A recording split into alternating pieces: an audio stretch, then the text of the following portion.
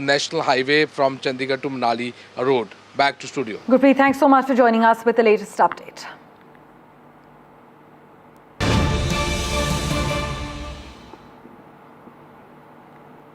Further breaking news we're tracking at the moment from the heart of Delhi. The MPs from the opposition India bloc are protesting in front of the parliament, demanding a discussion on the SIR in Bihar. Multiple adjournment and Rule 267 notices have been submitted in both houses over the issue. In fact, Congress MP Manikam Tagore has moved an adjournment motion in Lok Sabha to discuss this ongoing special intensive revision of electoral rolls in Bihar ahead of the assembly election. As we have been reporting regarding the Bihar SIR row, the draft electoral rolls are expected today. This as the Election Commission asserts that all voters have 1 month for any claims and 1 month to file any objections. But the opposition has fervently hit back, saying it's a deeply flawed voter list revision by the poll body. In fact, Manikam Tagore from the Congress has moved an adjournment motion in the Lok Sabha to discuss the ongoing SIR of electoral rolls in Bihar ahead of the assembly election. Mr. Tagore submitted the adjournment motion and sought an emergency discussion on SIR, describing it as mass disenfranchisement of 65 lakh voters in Bihar, a deliberate assault on the constitution and democracy by the Modi government using the Election Commission. As you can see, MPs from the opposition India bloc are protesting in front of the parliament, demanding a discussion in both houses as far as the SIR in Bihar is concerned. In fact, the India bloc parties, in a unanimous decision at their meeting just on Thursday, resolved to intensify their protests against the ongoing SIR, both inside Parliament and outside Parliament, as you can see through the visuals playing out on your screens at the moment. The India bloc's protest comes as the Election Commission is scheduled to publish the draft electoral rolls of Bihar today. In fact, my colleague Aishwarya Jain has been tracking all that's happening inside and outside Parliament. He's also tracking the protest as far as the opposition India bloc is concerned. Listen in to his report from outside the Parliament premises. Well, the opposition MPs have gathered once again outside the parliament. This is the Makadwar of the parliament, and the entire opposition have united together as far as the protest against the SIR is concerned. We can see from the left parties to the Congress, TMC, Samajwadi Party, RJD, all the MPs have gathered and they are protesting on the SIR issue. It is these placards that they are holding, which says SIR Loktantra par war. Priyanka Gandhi Vadra can also be seen in their protest, and a different thing that we are witnessing today are these placards which these opposition MPs are holding. This is a cartoon of Narendra Modi and Gyanesh Kumar, the Chief Election Commissioner, and on the photograph of Gyanesh Kumar it is written "Yes sir." On the other side, on the photograph of Narendra Modi, it is written "To sir." That means whatever the government says, it is the Election Commission who follows that, and it's a "Yes sir" body that the allegations of the opposition parties are as far as the entire SIR row is concerned. Government wants this. Certainly it is the opposition charges that lakhs of voters have been deleted from the electoral rolls in Bihar, and that will be followed in other states as well, which is a vote chori according to them. It is the government who had stated that Election Commission working is not under their prerogative, and therefore the reason perhaps no discussion can happen inside the parliament, but the demand of the opposition parties, the India bloc, continues as they want to mount pressure on the government as they demand discussion inside the house. This is Aishwarya Jain for NDTV from the parliament.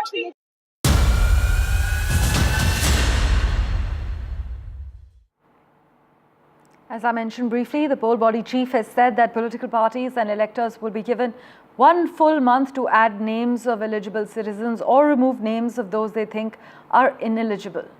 Physical as well as digital copies will also be given to all the recognized political parties in Bihar in all the 38 districts by the district election officers. This is what the poll body chief has said.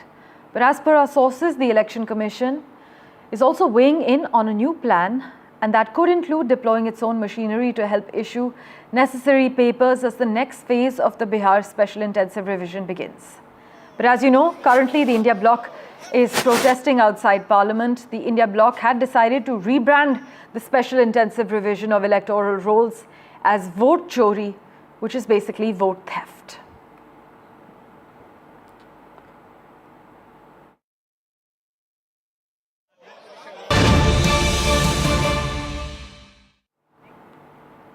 Breaking news coming in from Karnataka at the moment, where a former clerk at the Karnataka Rural Infrastructure Development Limited in Koppal district of Karnataka has come under scrutiny after a raid by the Lokayukta has unearthed assets worth over 30 crore rupees. The former employee, Kalakappa Nidagundi, had been working on a daily wage basis with a salary of 15,000 rupees per month.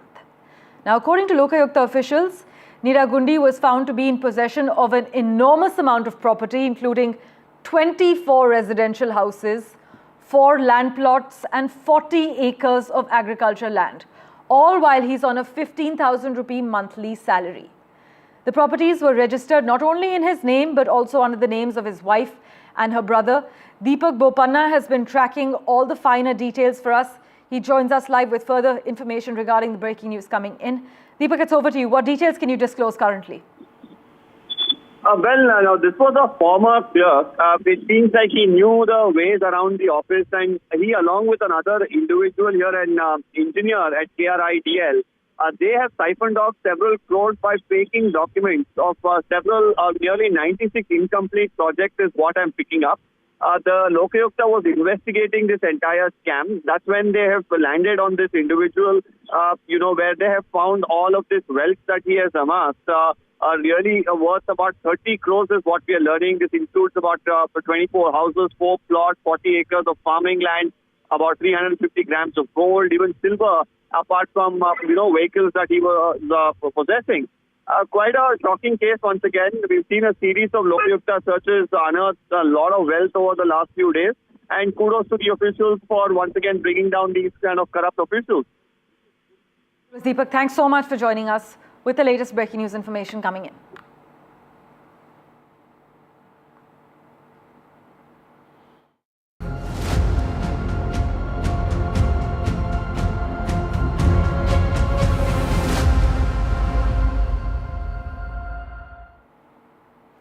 Okay, let's turn our attention now to NDTV's public safety campaign that pushes for a stray dog policy.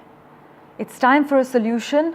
As far as the stray menace is concerned, the Supreme Court has taken note of the stray dog menace and the spike in attacks. So national shelters are the need of the hour. In fact, the MCD has formed a panel as well as an action plan, and ex-Minister Vijay Goyal has also urged urgent action, asserting that there is a need for safe streets and stray shelters too. What exactly is the solution to this issue? Where do most citizens stand on this, and where does the buck stop? Well, we've lined up some crucial reactions for you. Listen in, followed by ex-Minister Vijay Goyal's reaction regarding the matter. NDTV for running a campaign on the rising issues of stray dogs in religious societies. The government should come up with new regulations which protect residents, especially kids, as there have been rising instances of dog bites. Currently, nobody is taking the responsibility of the stray dogs. Be it government authorities or so-called dog lovers, whenever any incident happens, it is very sad that victims have to run around to get themselves as well as the dogs treated.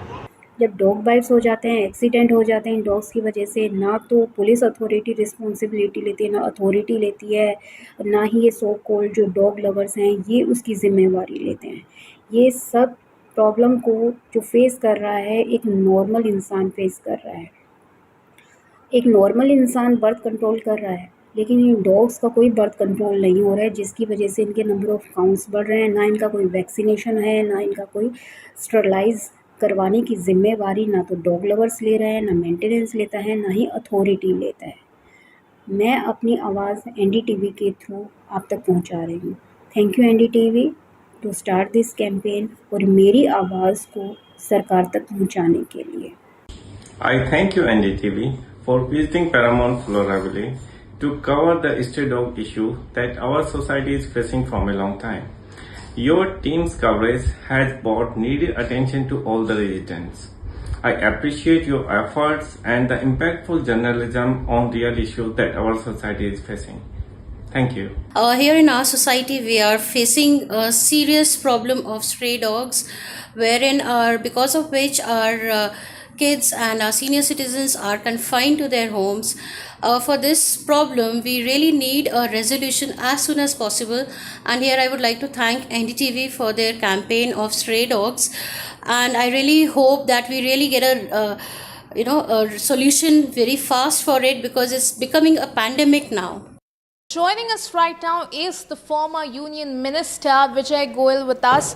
Sir, we had come to you during the initial days of our NDTV Stray Dog Dilemma campaign, and now we are back here again, and we are seeing that you have some more demands. तो sir ये क्या demands हैं? मुझे अच्छी तरह याद है कि NDTV ने ये स्ट्रे डॉग को मेरे साथ कैंपेन किया था, और तब से लेकर अब तक आवारा कुत्तों की समस्या भी बहुत बढ़ गई है।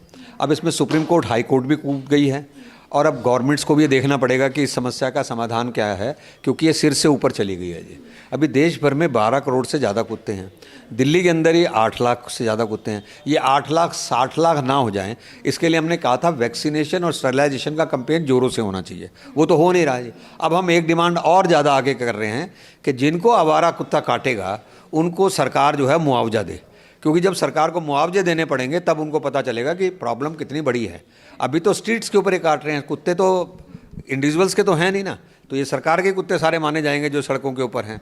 दूसरा हमने ये कहा है कि जो एनिमल लवर्स हैं, जो अपने आप को कहते हैं, वो कुत्तों को स्ट्रीट्स के ऊपर खाना देते हैं, इवन नॉन वेज तक खाना देते हैं जाके, जिससे वो भयंकर हो जाते हैं जी। तो उनके खिलाफ जुर्माना और FIR होनी चाहिए। फिर कुत्तों के लिए शेल्टर होम बनने चाहिए, no dogs on street policy आनी चाहिए, कि जिससे एक भी कुत्ता सड़कों पे नज़र नहीं आया जी। फिर लोग कंप्लेंट कहाँ करें जी? आधे लोग तो कंप्लेंट नहीं करते, FIR नहीं कराते। मैं लोगों से अपील करूँगा, जब भी आवारा कुत्ता काटे तो उसकी आप FIR भी कराइए और उसकी कंप्लेंट भी करिए जी। तो एक टोल फ्री नंबर दिल्ली सरकार MCD को जारी करना चाहिए, जिस पे लोग अपने शिकायतें को दर्ज करा सकें। और सबसे बड़ी बात है ABC रूल्स, जो RWA को मजबूर करते हैं कि इनको खाना खिलाओ, वो चेंज होने चाहिए। जो मजबूर करते हैं इस बात के लिए कोई कुत्ता काट भी ले तो उसको पकड़ने के बाद, स्टरलाइज करने के बाद उसको वहीं छोड़ के जाओ, ताकि वो दोबारा काटेगा, ये बात बिल्कुल हमको मंजूर नहीं है। तो ABC रूल्स में भी परिवर्तन आना चाहिए। तो मैं समझता हूँ अभी सब लोगों को इसके खिलाफ खड़ा होना चाहिए, तभी जो है कुत्ते सड़कों पे नहीं दिखाई देंगे, नहीं तो हमारे बच्चों को, महिलाओं को, बुजुर्गों को ऐसे ही काटते रहेंगे। In other news, Maharashtra NCP Minister Manikram Kokate, who was accused of playing rummy on his phone in Legislative Council, was removed from the post of State Agricultural Minister. He has now been appointed as the Sports Minister of the state. Manikram Kokate knee deep in controversy after being caught on camera playing an online card game in the assembly, and his controversial comments about the farmers and the state government has been moved from agriculture to the Sports and Youth Welfare Ministry. Dattatreya Bharane has been appointed as the new Agriculture Minister.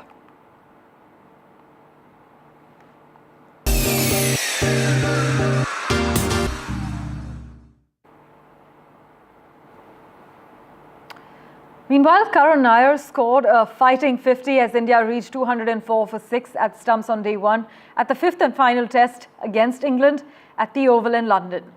Sai Sudarshan too helped India's cause with a gritty knock of 38, but the rest of the Indian batters failed to play noticeable knocks under the overcast conditions that saw England pacers dominate. This as captain Shubman Gill went past yet another record in the series.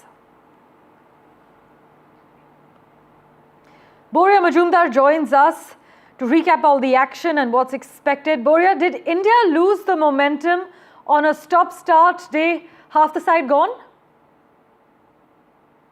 I don't think India lost the momentum. You know, at one point in time, you're right in saying that India lost the momentum at 150 for 6. Some poor shots. KL Rahul did not need to play that shot, was too close to cut where he played that shot. Dhruv Jurel was a poor shot.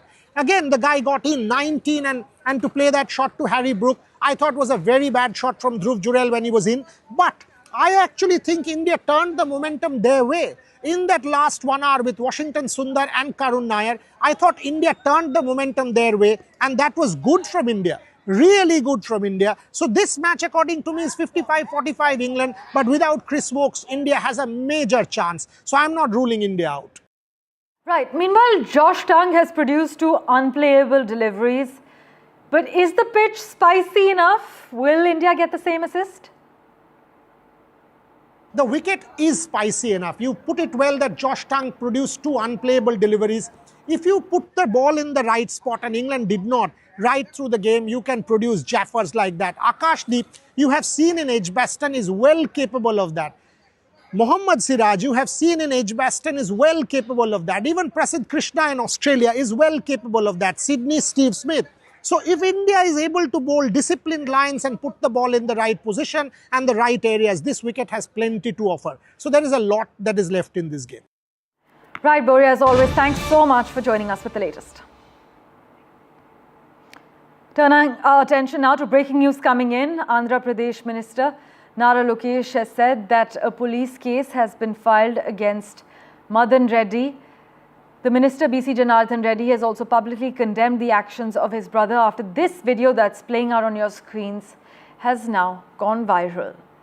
This video is viral. It shows the brother of Andhra Pradesh Roads and Buildings Minister BC Janardhan Reddy slapping a police constable.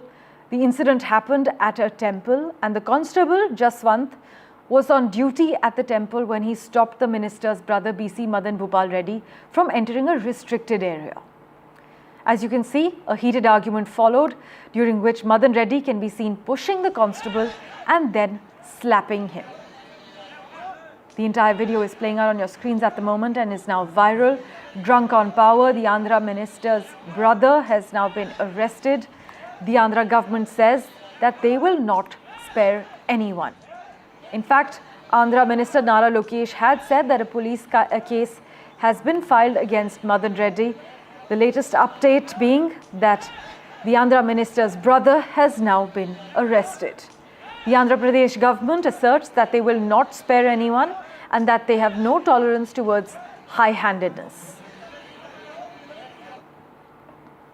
Switching tracks, India's space program reached a new milestone as ISRO successfully launched the $1.3 billion NASA-ISRO jointly built NISAR satellite from Sriharikota. In an exclusive interview to NDTV science editor Pallav Bagla, ISRO's chairman Dr. V. Narayanan shares his pride on how, ironically, this NASA satellite was actually launched using the same tech the Americans once denied to India. Listen in. A glorious success for the Indian Space Research Organization when it launched the world's single most expensive Earth imaging satellite, NISAR, using the geosynchronous satellite launch vehicle. I have with me Dr. V. Narayanan, chairman of the Indian Space Research Organization. Thanks a lot for speaking to us, Dr. Narayanan. Were you tense? Did you enjoy the launch? Say, each launch is very, very important for us. It's a new vehicle for us. To be frank, I was a little bit tensed, but then I am relaxed now. So, what did you feel in those literally 20 minutes? Were they 20 minutes of terror for you, or because you are launching the most expensive satellite? It is not a terror. Say, I would like to say, this is the 102nd launch from Sriharikota and 18th GSLV rocket launch. And again, very important thing is the GSLV, even though it is the 18th vehicle, this is for the first time we are launching to a sun synchronous polar orbit. All other vehicles have been used for a GTO mission. Correct. Geosynchronous mission. So, thereby, it is a new mission by itself. And the performance of the rocket is so precise performance. In fact, within few kilometers dispersion, we could place the satellite. It was a highly satisfying and exciting moment for the entire ISRO community. So what next for NISAR? How soon will we get results, and how soon is everything healthy with the satellite? No, right now the satellite is totally healthy. In fact, that total the solar panel is deployed, it is generating the required power. Now activities are going on. And This is the world's foremost space agency. We are no less. Are they happy with the launch yesterday? They are so happy. They were extremely happy. The way the performance of the launcher, 50 years back, we were not having satellite technology, we were not having application technology, we were not having rocket technology. Today, in 50 years time frame, we have come a long way. And you know, there is a saying, strength only respects strength. Today, we are equal partners with other spacefaring nations. It is really a proud moment for all the Indians across the globe. Thanks a lot for speaking to me, Dr. Narayanan. Truly a proud moment for India. And ISRO led India with pride. As always, news and updates continue right here on NDTV 24/7. We're slipping into a very quick break for now.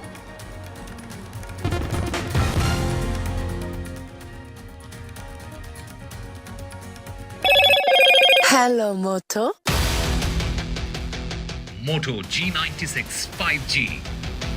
All eyes on you. Visuals coming in from Trichy, where Japanese devotees perform a yagna for the world. Peace in Thiruvannaikoil Arulmigu Jambukeswarar temple.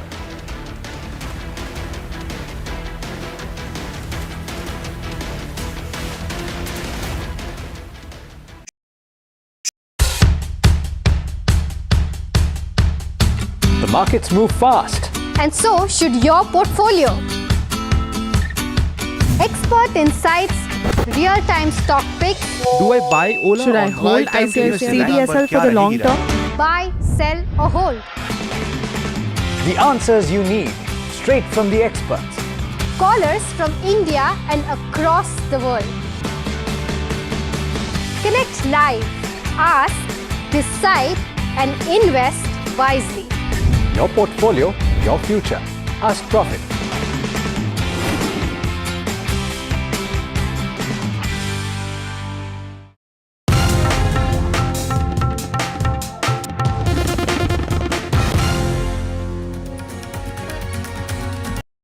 Is your business future ready?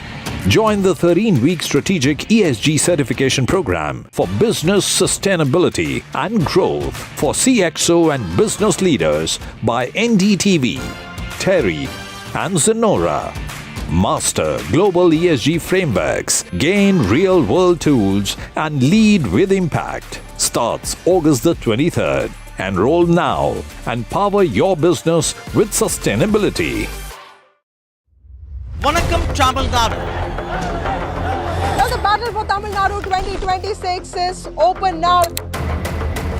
After Chief Minister Stalin rolls up his sleeves.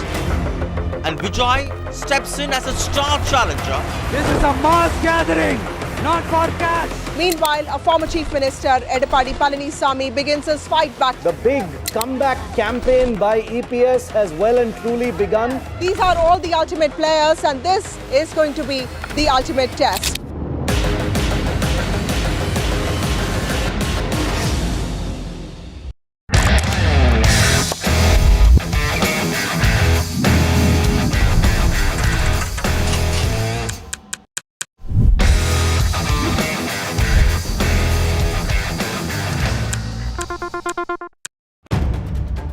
If it matters to you, if it matters to you, if it matters to you,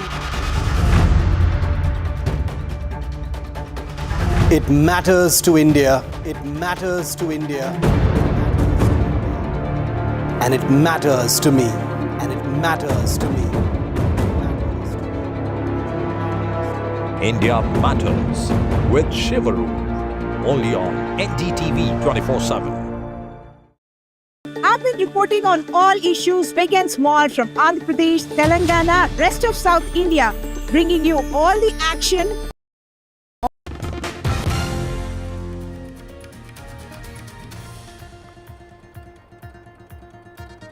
Drunk on power is Andhra Pradesh's minister's brother who slapped a cop. Why? Because he was being asked not to enter into a restricted area. This is a cop who was on duty outside a temple. The cop tried to prevent the entry into that restricted area, but the minister's brother started to push him around and eventually slap him as well. The Andhra Pradesh government says there's zero tolerance when it comes to high-handedness. So what is the action that's going to be taken in this regard is the big question. 15,000 rupees monthly salary, but 24 homes with ex-Karnataka. This is the Lokayukta raids that have now unearthed unaccounted assets and money that has now finally been recovered from this former Karnataka clerk.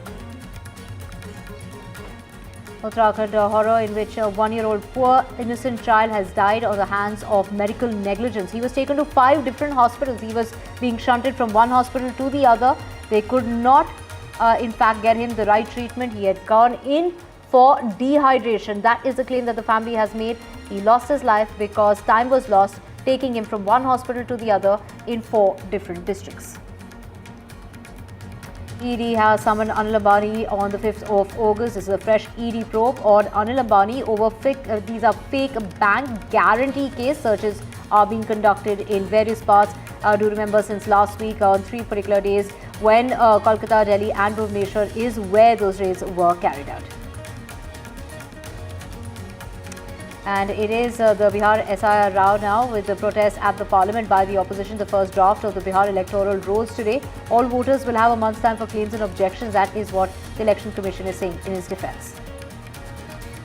Donald Trump signs orders for new tariffs on 70 plus nations. Modified reciprocal tariffs will come into effect from the 7th of August. This is not an extension, but this is absolutely procedural, is what White House has gone on to say. Donald Trump will not be making a U-turn, but will now be charging 25% tariffs to India from the 7th of August.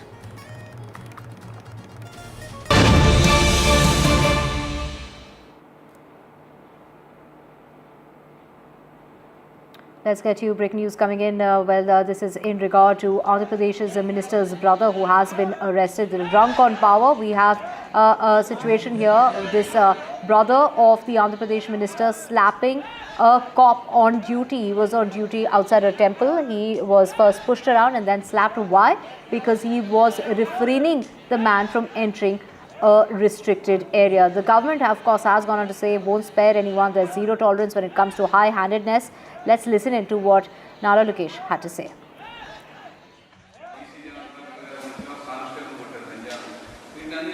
Already action తీసుకున్నాడు. నంద్యాలలో జరిగిన incident పైన already FIR కట్టాం, action తీసుకుంటాం. ఎవరు చట్టాన్ని ఉల్లంఘించడానికి లేదు. ఏ పార్టీ అయినా చట్టాన్ని ఉల్లంఘించడానికి లేదు. We will take firm action. No second thoughts.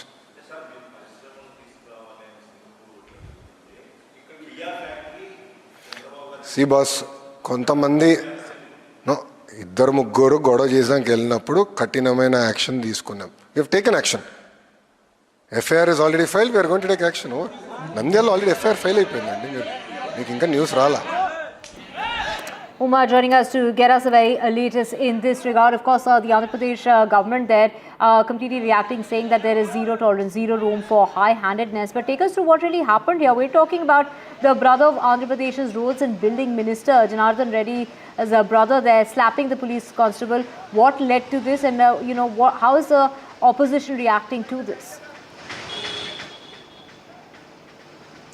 So this incident happened yesterday when the opening ceremony of the Lakshmi Narasimha temple happened at Nandyal, where the cousin, this is not a direct brother, he's a cousin of BC Janardhan Reddy, who is identified as Chinnola Madana Bhupal Reddy Bopana, and he was at the temple and he was being restricted entry when he is caught on camera, not just pushing the armed reserve constable, but also slapping him on camera, Arete Jaswant, and soon afterwards an FIR was booked under multiple sections, including for not allowing a public servant to carry out his duty, criminal assault and criminal intimidation.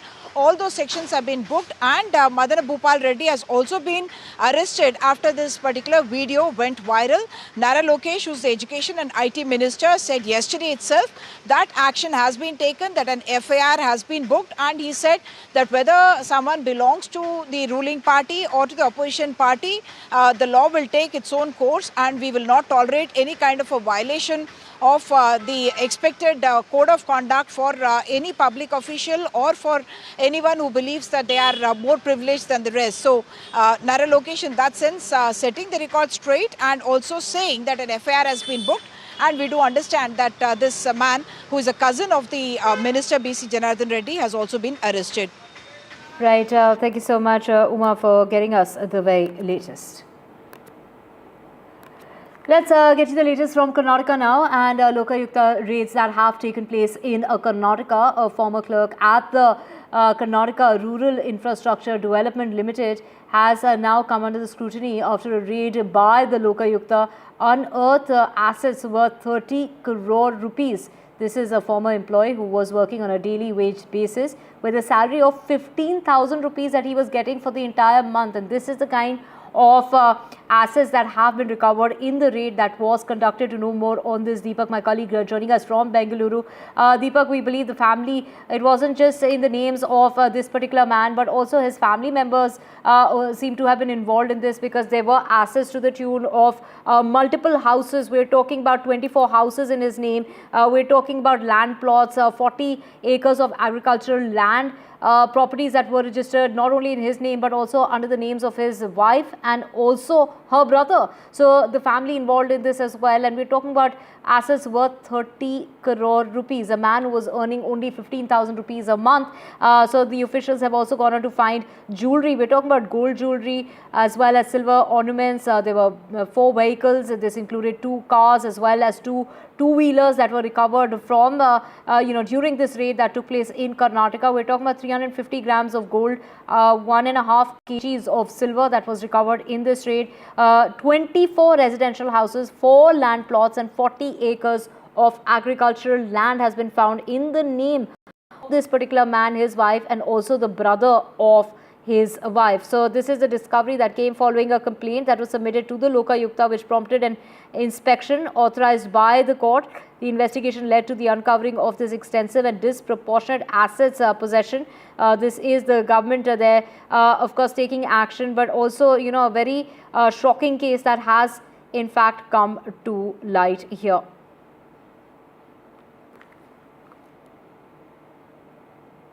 Let's get you the latest, and this is in regard to DMK minister's grandson there. This is the DMK councillor's grandson, who has been arrested along with 2 other friends because of ramming their car into a two-wheeler in which a man has died. The pillion driver died because of the accident that was caused by this Range Rover.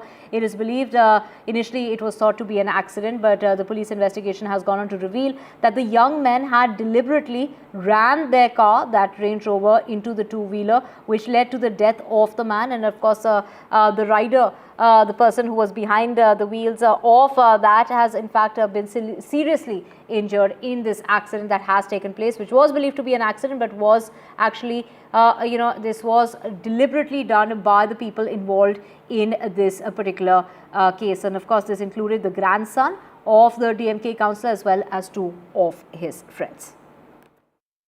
See, many of them who were arrested for such crimes are from BJP and ADMK also, irrespective of party lines. Many arrests were happened. Can we list out the people who were arrested, BJP candidates, BJP members who were arrested for such crimes, and ADMK people who were arrested for such crimes? It is a social issue. It is not a political issue. But they want to accuse the state government because we are taking action. Maybe if we leave the BJP and ADMK criminals without arresting them, they may be happy. 3 students, including a grandson of a sitting DMK councillor in Chennai, have been arrested for murder and besides other violations in terms of road rage. And initially the police thought it was a case of accident, but then it turned out to be a case of murder, as it was a clash between 2 sets of students, one alleging that the other group member, a member from the other group, had tried to establish a relationship with a young girl student with who another young student was also involved with. It's in this context the politician's grandson was asked to intervene and help them. And police say this gang had gone to the other location in a bid to first intimidate the other group, but they were large in number. At one point, two sets of students sped on two different motorbikes, and this car began a chase. At some point, it actually rammed into one of those bikes, killing a pillion rider, injuring the motorist, who's now being treated for head injuries. And police have now booked them, and they're also on the lookout for one more person who was in that car, again a student. And all four have been booked. The lookout is on for the missing student, and it's a clear case of murder. And this comes amid allegations by the opposition that Tamil Nadu is witnessing a declining law and order, rise in crime, particularly offences against women. But the ruling DMK and the Tamil Nadu police deny, calling what is being seen now is only a spurt, and in every such case, stringent action is being taken. And in this particular case, irrespective of the political affiliation of one of the accused, stringent action has been taken and all have been put behind bars, and the search is on for one more person. And the DMK has specifically denied that there is any attempt to shield this young student, and law will take its course. And they deny that these kind of cases ought to be looked through the prism of political affiliation, but largely as a problem of the society, which the government is handling with an iron hand.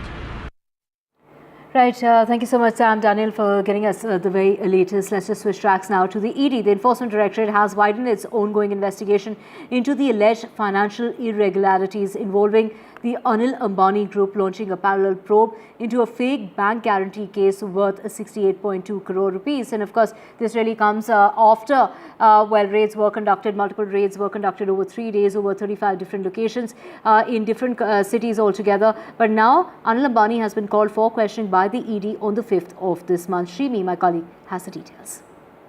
This 68 odd crore of fake bank guarantee, the evidence of that actually, ED has found during the search operation, which was began on July 24th, and it was carried on for 3 days, remember, till, last weekend. And what we are picking up at this point of time that, this has a clear link with the Anil Ambani group of companies. And in fact, searches were carried out at 3 locations at this point of time. And the searches are still ongoing on Bhubaneswar-based Biswal Trade Links, the company, and one more premises linked to this company in Kolkata and the related associated entities. What we are also learning at this point that the Biswal Trade Link issued a fake bank guarantee with a 8% of commission and routed fund using shell companies and bogus billing in the bank account. And that fake guarantee was actually submitted to the Solar Energy Corporation of India, which is SECI, on behalf of Reliance, BESSNU, and Maharashtra Energy Generation. And to, interestingly, to make this account appear genuine, they have in fact uses a spoofed communication, email communication, which is sbi.co.in, to impersonate State Bank of India to, mislead the whole transaction. In fact, the company told to be found to be a paper entity and with no official records, and its registration and everything is dubious in nature. And EDOs also flagged several such communication on the Telegram, which later got disappeared.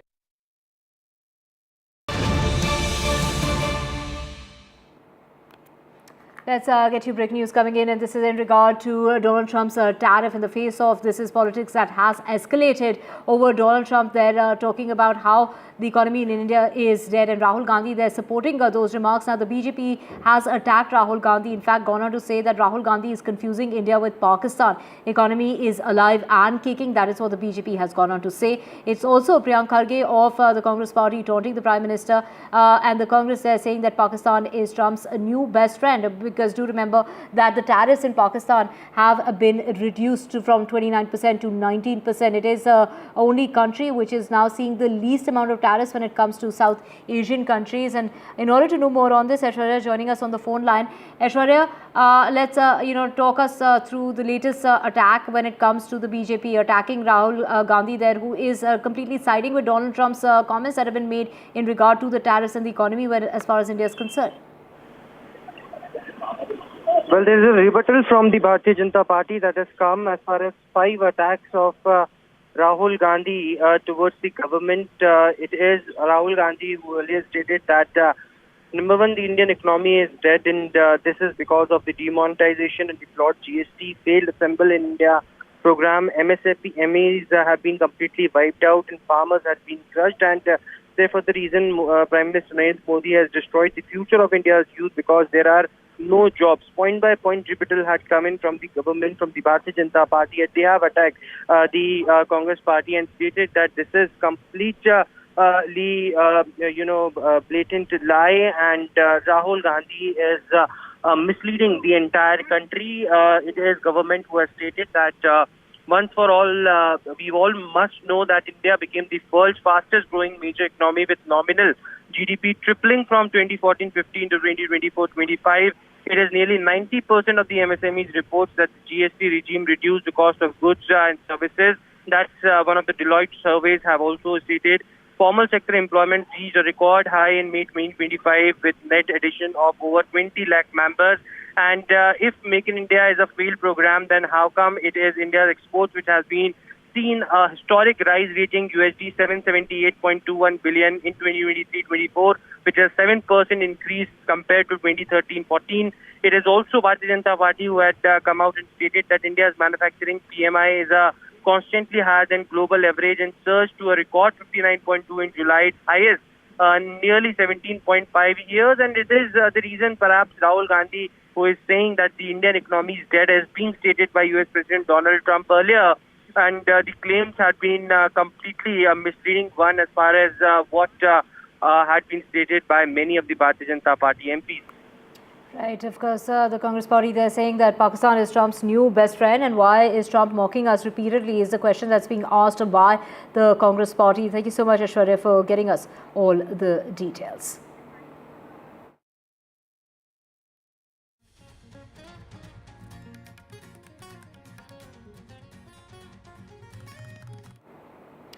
Let's get you the latest, a tragic, very shocking case that has been reported in Uttarakhand of a one-year-old child, an innocent life that has now been cut short. Why? Because he wasn't given the right medical treatment. He was taken to the hospital by his parents because he was dehydrated. It was a mother who had taken the one-year-old to the hospital in Uttarakhand. He was made to change 5 hospitals in 4 different districts. Time was lost and one life has been claimed because of medical negligence. That is exactly what the Chief Minister has also gone on to say. Let's listen in to what the parents of the one-year-old had to say. मैंने अपना 1 साल का बच्चा खोया है। कभी भी किसी भी माँ पे, किसी माँ पे, किसी बाप पे ऐसी वो गुजरे ना, उन पे ऐसी कोई भी मुसीबत गुजरे ना। मैं ये कहना चाहती हूँ कि जब हम अपने बच्चे को ग्वालदम से बैजनाथ से बागेश्वर हॉस्पिटल के लिए ले गए, तो वहां तक तो हम अच्छे से पहुंचे, हमारा बच्चा ठीक था। उसके बाद डॉक्टरों ने उसको एडमिट करा। एडमिट करने के बाद डॉक्टर उसको चेक करने के लिए आए, तो डॉक्टर ने बोला कि बच्चे की हालत बहुत सीरियस है, इसे जल्दी से जल्दी आगे ले जाना चाहिए, इसका ट्रीटमेंट आगे ही होगा। तो आप 108 को कॉल करो और 108 को कॉल करने के बाद इसको जल्दी से जल्दी आप आगे के लिए ले जाओ।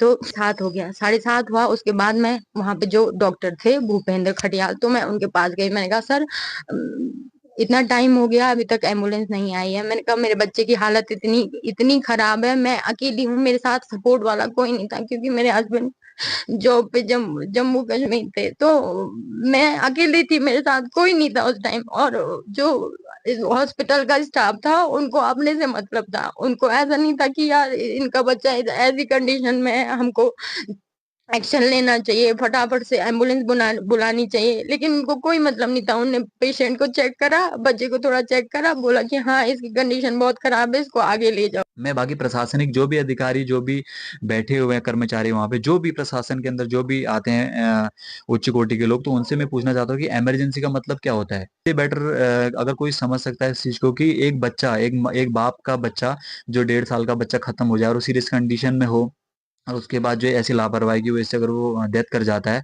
तो उस बाप पे क्या गुजरती है, उस परिवार पे क्या गुजरती है, शायद मैं जानता हूँ। देखिए, बहुत दुखद घटना है, दुर्भाग्यपूर्ण है, और हमारे यहाँ पर स्वास्थ्य सेवाओं को ठीक प्रकार से संचालित करना हमारा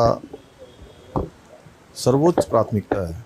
लेकिन कोई भी अधिकारी, कर्मचारी, किसी भी विभाग का हो, अगर वो अपने कर्तव्यों के प्रति लापरवाही बरतता है तो उसके खिलाफ कार्रवाई और उसका उत्तरदायित्व सुनिश्चित करना सरकार का काम है। और हमने कहा है कि इस पर जांच हो और जो भी इसके लिए उत्तरदायी हो उसके खिलाफ कार्रवाई होनी चाहिए।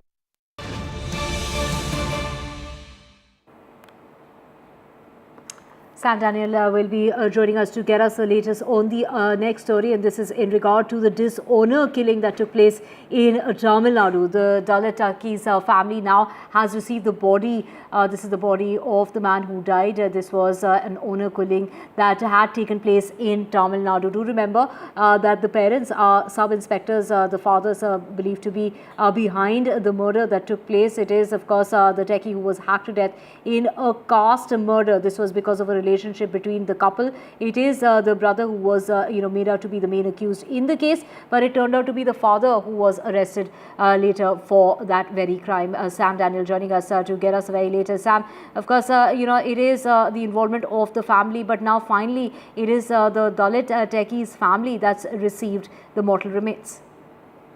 That's right, Divya. Earlier, the family was demanding the arrest of the sub-inspector couple of the accused in this case, the brother of Kevin's girlfriend. But the police have so far arrested the key suspect and the father, who's also a sub-inspector of police. And it's in this context the family has now come forward to receive Kevin's body. The mortal remains are being taken to Tuticorin, their hometown, where after a stop at the family's home, the body would be taken to the location for cremation. And this is a case of suspected dishonor killing. A techie from a Dalit community was in love with a Siddha doctor who worked in Tirunelveli, and her brother had hacked to death a few days ago when he brought his grandfather to the hospital where she was also working. And police earlier arrested the suspect immediately, and the investigators say that he had opposed the intercaste relationship, and the boy belongs to a Dalit community and the girl belongs to slightly dominant upper caste in the hierarchy. And the boy's family refused to accept the body, suspecting that the suspect's parents, who are police sub-inspectors, also are involved in the murder.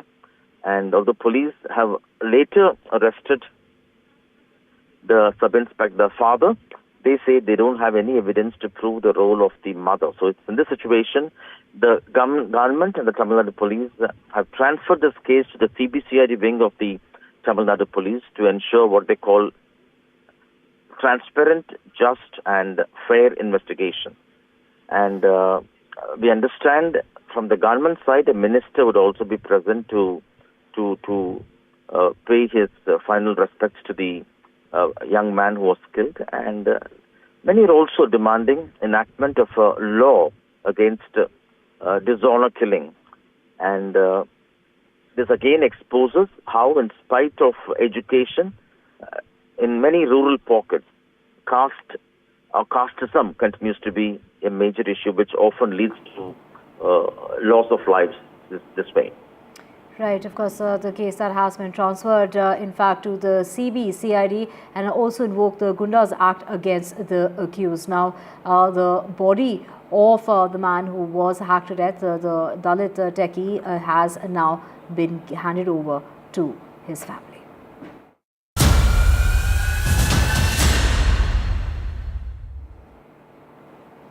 Let's get you the latest from Bihar, and the Bihar draft electoral rules to be published today, and the poll body chief has said that the political parties and electors will be given a month's chance in order to add names which are eligible and also remove names that they think are not eligible. Physical as well as digital copies will also be given to all the recognized political parties in Bihar in all the 38 districts by the district election officers. And according to sources, the Election Commission is also weighing in on a new plan, and that would include deploying its own machinery to help issue the necessary papers as the next phase of the Bihar SIR that starts today. And the India bloc, of course, is deciding to, yesterday is when we heard them branded as vote chori as far as the SIR is concerned. But now they're also planning a Pad Yatra which will be led by Rahul Gandhi starting next week. You know, the behavior of the opposition, especially the Congress, is extremely unfortunate. And I can only say that they are wasting the time of all of us and also wasting the taxpayers' money. You know, they refuse to actually apply their mind, appreciate the issues, understand and acknowledge why things are happening. Instead of getting into fruitful debates, they are wasting everybody's time. So I, as a parliamentarian, whichever party I may belong to, actually I strongly object to this kind of behavior and I condemn it. Well, the opposition MPs have gathered once again outside the parliament. This is the Makka Dwar of the parliament, and the entire opposition have united together as far as the protest against the SIR is concerned. You can see from the left parties to the Congress, TMC, Samajwadi Party, RJD, all the MPs have gathered and they are protesting on the SIR issue. It is these placards that they are holding, which says SIR Loktantra par war. Priyanka Gandhi Vadra can also be seen in their protest, and a different thing that we are witnessing today are these placards which these opposition MPs are holding. This is a cartoon of Narendra Modi and Gyanesh Kumar, the Chief Election Commissioner, and on the photograph of Gyanesh Kumar it is written "Yes sir." On the other side, on the photograph of Narendra Modi, it is written "To sir." That means whatever the government says, it is the Election Commission who follows that, and it's a "Yes sir" body that the allegations of the opposition parties are as far as the entire SIR row is concerned. Government wants this. Certainly it is the opposition charges that lakhs of voters have been deleted from the electoral rolls in Bihar, and that will be followed in other states as well, which is a vote chori according to them. It is the government who had stated that Election Commission working is not under their prerogative, and therefore the reason perhaps no discussion can happen inside the parliament, but the demand of the opposition parties, the India bloc, continues as they want to mount pressure on the government as they demand discussion inside the house. This is Aishwarya Jain for NDTV from the parliament.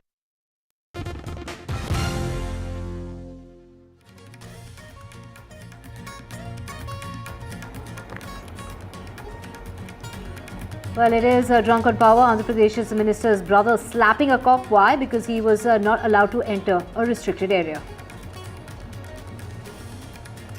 A man who was earning 15,000 rupees on a monthly basis has been, found to have 24 homes.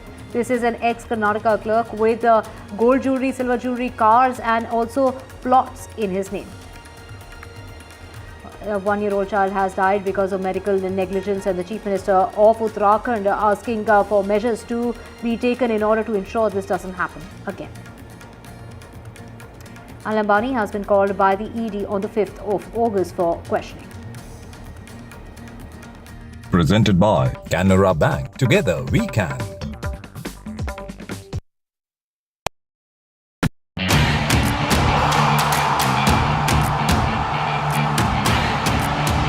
Some say sport is a matter of life and death. The truth is, it is far more serious than that. Sport is about ecstasy and agony, about pain and suffering, about joy and much more. Some say there's no one better to tell these stories. So here I am. Join me, Boria Majumdar, on India's #1 news network.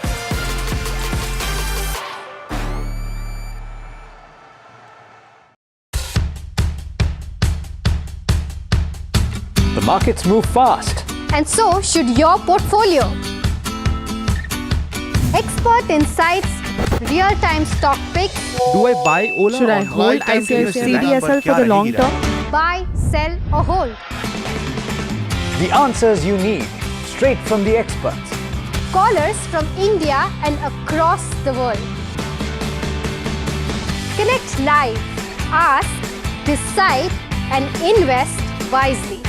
Your portfolio, your future. Ask Profit.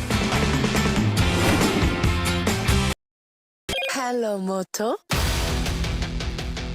Moto G96 5G. All eyes on you.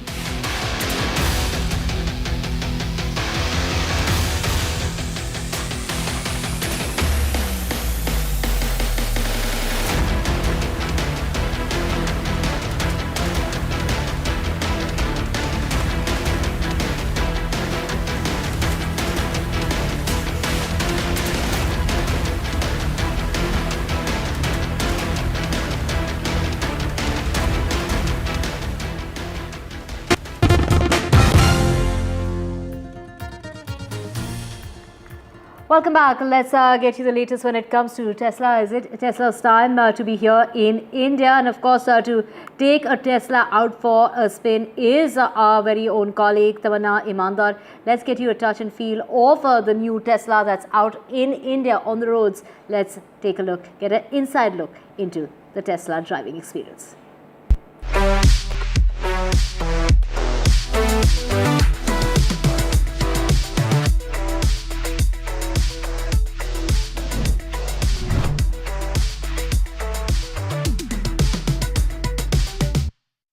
Tesla's India's entry has been 10 years in the making. And I know by now you would have seen a lot of reviews on the car, its performance, etc. In this very special show, we're talking about the Tesla. We're talking about the economics of India that allows for a Tesla right now, the demand it could be seen, and why so much excitement about the EV space. But I'm not going to do this by myself. To help me really take you through Teslanomics, I have invited along on this shoot Mr. Dinesh Thakkar. All of you know him, of course, as the force behind Angel One, a veteran market voice. But I don't know how many of you know that he's a complete auto enthusiast and has a garage, which I think is everyone's envy. Thank you so much, Mr. Thakkar, for joining us. Thank you very much. Thank you very much for this opportunity. As I also am a car enthusiast, so definitely I would really be very excited to drive this car with you, and plus engage in markets, and plus some talks on my car garage. Yeah. So by the way, I don't know if you guys know, but he has McLarens, Porsches, and believes in performance over luxury. I think that is one thing that you're going to be looking for. Is this about style, and how much of it is about performance? See, for Tesla, I would say I would look at kind of like innovation, what they have brought in. Apart from being EV, I think this company innovates a lot. And we also being into a field where we believe innovation is going to create deep penetration. So that is a common element what I am looking at Tesla. Tesla is nothing but a computer on wheels. So that way I would say it's more than a car. You know, the biggest test, at least for any car company and even for a Tesla, is grappling with Mumbai roads. So let's see how that goes.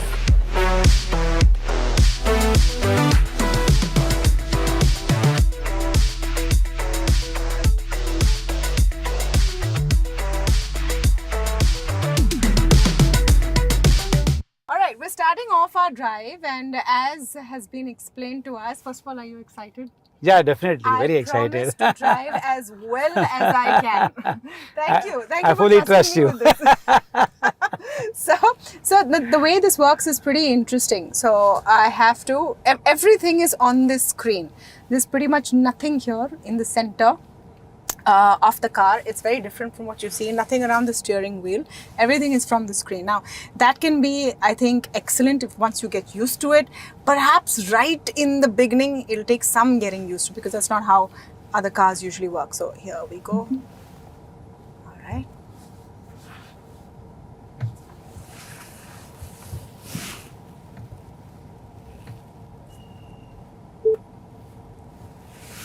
And we're off.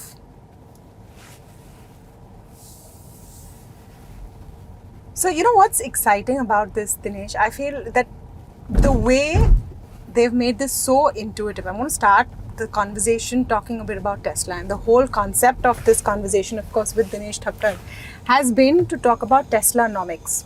Has Tesla's time come in India? We've been waiting for this for at least a decade now. By the time it has come, there are other competitors, but Tesla still has that brand value. So some of your thoughts on that. First, Mr. Thakkar, considering that you are truly a car lover and you believe in performance over luxury.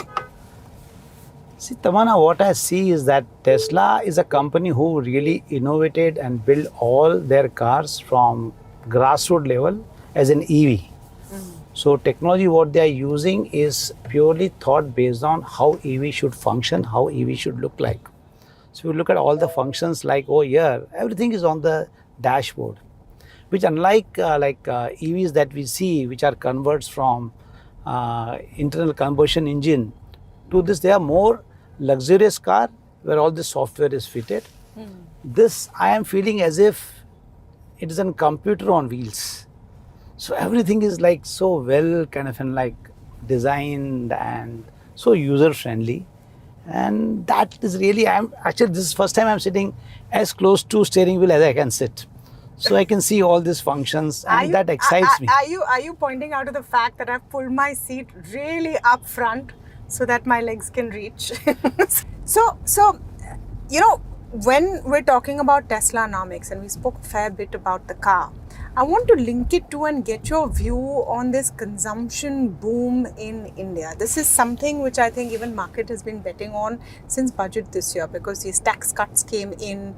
The premiumization theme has been there in Indian markets, in the economy for quite some time. How do you see this product and this launch in that bigger picture? Just as an example, there's a real estate developer who's come into Mumbai for the second time, a Delhi-based developer who's starting apartments at 6.5 crores. So those are the same guys who are going to come out and buy cars like this, isn't it? Yeah, I think India, in terms of being aspirational and being a big consumption story, still, I think the story has just begun. If you look at current, our per capita income would be average around US 2,800 something. And we have seen big kind of consumption story play out when per capita income goes to 5,000 and 10,000, which is just maybe 5 to 10 years away. So I feel that brands like this who are thinking about being in India and capture this big consumption story, they have to look at next 25 years. They have to look at Viksit Bharat year 2047. And if you look at this category of HNI, what we call, or emerging HNI, who are earning between 50 lakh to 1 crore, that population is growing at the rate of 14 to 15%. So that is the fastest growth across the globe. And brands like Tesla, who are really trustworthy, who can really bank big on this consumption story, they should take serious view about next 10, 20 years rather than taking kind of a short-term view. So I believe this consumption story and aspirational story of India has played out well, and it is a beginning, I would say. Yeah. Just coming back to the point of appetite right now, with what we're seeing in the markets, and I'm just switching gears over there a little bit. That's car. But there are no gears over here, so you have to switch. So we have to switch gears and drive the conversation in a different direction. Oh, I can do this all day. Okay. You know, I just want to talk about the fact that FIIs just seem to be very, very cautious on India, and which is why you look at corporate results, a mixed bag, not that great in parts, but definitely not the kind of disappointment you should see with the FII selling. What do you think is the cause of concern right now? I think these last 2 quarters we have seen a perfect storm for our market, where we saw US tariff being uncertain. Definitely it creates uncertainty, and people would like to wait and watch. And we saw even in terms of global inflation, everything was too high. So there is a concern in terms of how US dollar will behave, and geopolitical issues and all that. Things are sorting out. I feel by quarter 3, 4, you will see again corporate earning picking up. as I said, that tariff matter also would get resolved. Good, bad, whatever. What investor wants, certainty. So I'm very kind of like hopeful. See, what has kept this market up is retail money. So I'm seeing retail inflows have continued to flow in our market. And today, as we speak, retail is holding around 18% of market cap. So in that sense, even retail is under-owning this asset class. If you look at the way they are investing, the way this asset has appreciated, I was just looking at data. Retail's AUM in the market, direct and indirect, was around 16.5 lakh crore, which as we speak is around 70 lakh crore. So they have seen appreciation of around CAGR of 15% on that wealth. So what I see is that they will continue to remain in this market, which keeps our market steady. Now imagine FIs coming in and putting in around 2 lakh crore per year, what they used to put in. We are going to see a good steady market in terms of liquidity. Now if you look at current account deficit, our fiscal deficit is very disciplined, oil prices are favorable. So I am seeing lots of reason to be optimist for the market. Earnings growth is quite muted, no? Yeah. So I think everything is going to pick up. We have to just wait for a few quarters. I'm not seeing market to be giving any sharp correction. It may consolidate for some time and then we'll see a good appreciation from there on. What about IT? IT, do you think that there is some deeper trouble than what is visible right now? Very dependent, of course, US economy, etc. But with job cuts and some of those issues coming in, AI adoption, all of that is going to be a problem? See, very honestly, I'm not tracking all these sectors very in detail. But what I understand is that right now there's a concern in terms of business that we are getting from US and all that. So always when there is a small concern also, I have seen market will try to amplify that. So I don't know much about IT sector, would not be a right person to be talking on that sector. Yeah. No, okay. So we won't talk about sector specific. Okay. We're getting to this interesting part of the drive, the coastal road again. Tunnel is a tunnel. Yeah, this is tunnel you will enjoy when you really drive an internal consumption kind of an engine, which sounds like no, but switching gears again, I just want to talk about the infrastructure. We're doing this drive, by the way, on the coastal road, and for Mumbai, so starved of good infrastructure of that sense. This has been such a boon. That infrastructure boom, that entire story. Do you think that that's a little underplayed because our biggest cities are leveling up like never before? See, I believe infrastructure is going to make a big difference. If at all we want our merchandise exports and all that to pick up, we need good infrastructure. We need to invest on roads, port, airport and everywhere. So I think government has done their bit and they have invested heavily and they continue to invest. We are seeing lots of kind of like infrastructure getting built around us. So overall, I feel that the story, like if we want India to really see a good growth rate for next 20-25 years, what we're talking about Viksit Bharat, the government has to do heavy lifting in terms of building good world-class infrastructure. No, so just on the part of the kind of appetite we're seeing right now for primary market, do you see this as an opportunity for all of those investors who are now really putting their faith in equity, or some will be fooled over here? Because obviously, Behti Ganga mein sab haath dalenge. See, market would never be 100% safe. That is a role of a regulator to see how to make it safest as possible. But retail have to use their own kind of like sense and do their own research when they are investing, especially when they are investing in SME kind of like sector. But overall, I am seeing that good healthy IPOs are coming. Last year also we saw around 1,50,000 crores were raised in primary market, which is a big amount, which we can never imagine.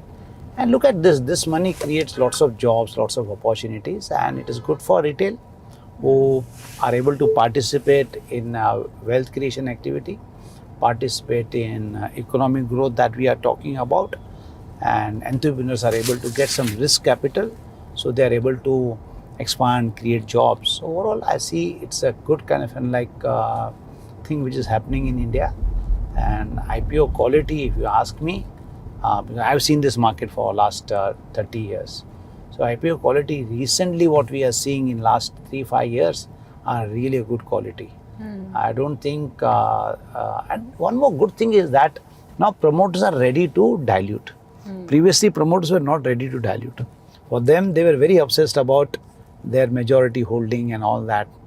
Now I am seeing management are mostly professionals, and kind of like opportunity that we are looking at India, our Indian entrepreneurs wants to capture it on their own, and that is creating a win-win situation for government, for entrepreneurs, for retail audience. Also, VC exits are happening now. A lot of the companies which are in the pipeline also coming.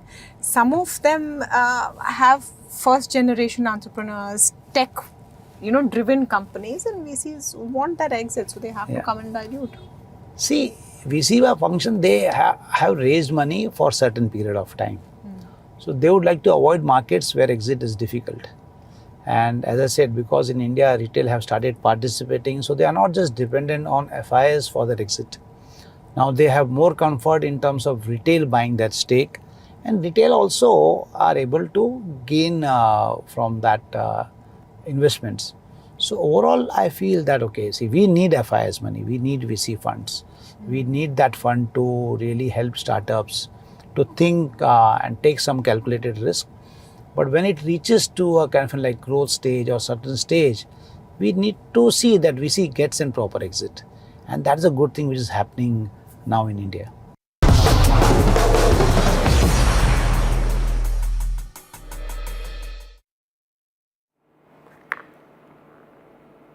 Welcome back. Let's just get you more news coming in, and this is in regard to Zomato, and it is the founder of Zomato, in fact, who has gone on to, basically what is really going to be coming out of Zomato now is that Zomato will not just be serving food. It's not just going to be a food app, but also the founder, Deepinder Goyal, has gone on to say that they're announcing the side hustle when it comes to LAT, that is speeding up a project to build India's first aircraft engine, something never attempted before at such a scale in India's private sector. That is the post that has been put out by Deepinder Goyal, who has gone on to say that the team will be creating a propulsion research team in Bengaluru, whose purpose is to design and build commercially viable gas turbine engines from scratch. He's also gone on to say that the engine under development would be lightweight, efficient, flight ready and made in India. Crucial to note that this is the announcement that comes at a time when India has just signed a $1 billion deal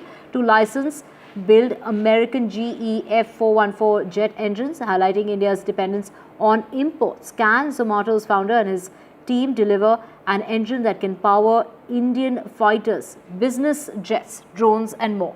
Time will tell, and there's no shortage of ambition here at Zomato.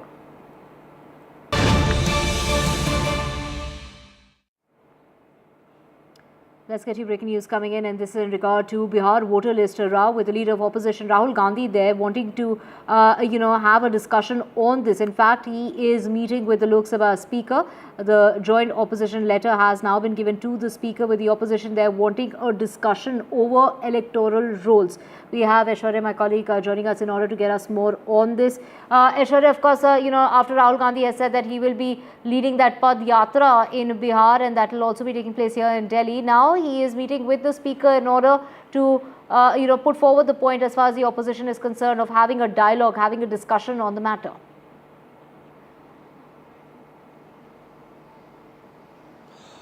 Well, today in the Rajya Sabha, it was at least 15 suspension notices which were served by the opposition MPs, and it was Deputy Chairperson Harivansh who had given a ruling that he will not allow any sort of discussion on the SIR as the matter is sub judice in the Supreme Court, and it is soon after that and repeated protests and adjournments that we are witnessing in the Lok Sabha and Rajya Sabha on the issue of the SIR.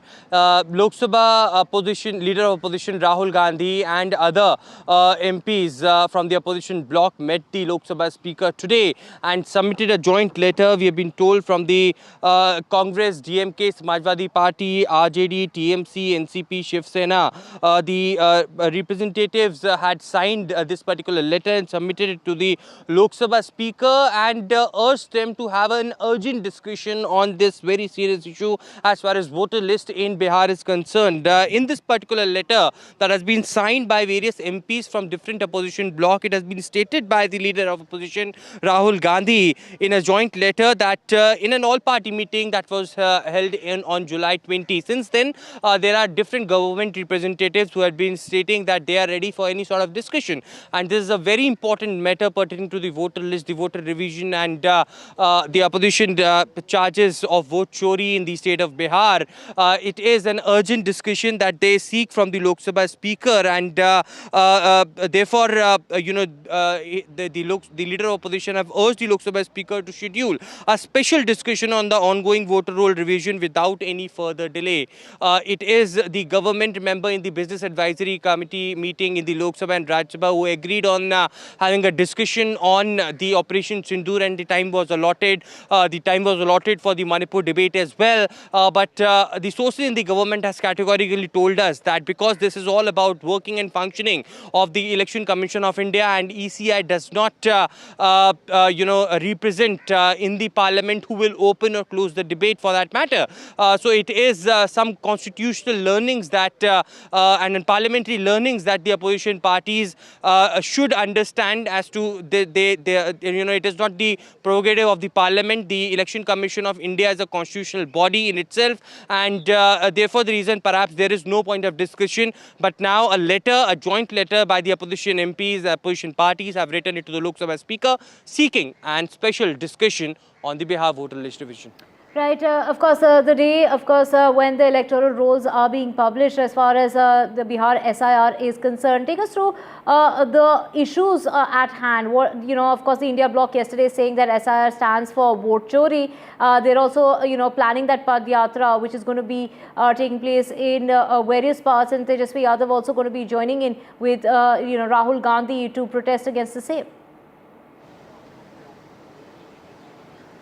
Well, that's right. It's a hybrid rally as being informed by the sources within the Congress party. Rahul Gandhi would be joining it in the state of Bihar. Tejasvi Yadav will also be joining it. It has been stated to us that in this Padyatra of leader opposition Rahul Gandhi that will start from 10th of August, it will go on for almost 15 days and it will cross over 22 districts of Bihar. Tejasvi Yadav would also be joining it. So the opposition parties wanted to take this issue on the ground as well in Bihar, as being alleged by the opposition MPs that the Election Commission of India will try to take this process forward, just not in Bihar but in the states of West Bengal, election-bound states in Kerala and others as well, and that is a complete vote chori. Today is an important day at 3 p.m. We have been told by our sources in the Election Commission of India as well that the entire election-bound data will be released after the SIR process had been completed, and that will give a clear picture as to what data pertains to how many voters in each district, how many voters had been deleted, how many voters had migrated from Bihar, and correct data will come out. It has been alleged by the opposition parties that the BLOs which were filling a form, they are working in a complete biased manner. In fact, the BLOs of the Bharatiya Janata Party or the JDU over there had been completely ignoring the voter or the core voter bank of the opposition, and it is a manmani, that the word has been used by many of the opposition camp as far as the Election Commission of India is concerned, had been underwaying. It is also some of the opposition MPs who stated that at this point in time, when there is a flood-like situation in many districts in Bihar,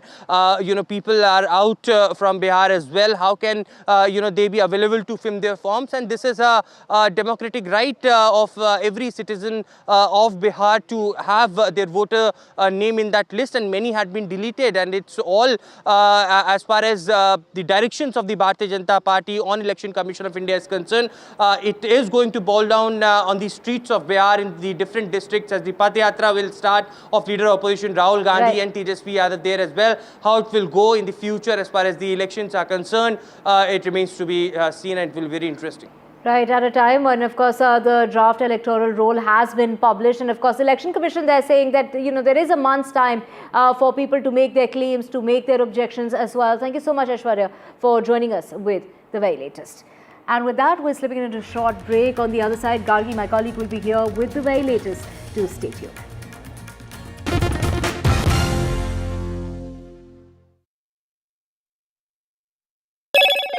Hello, Moto.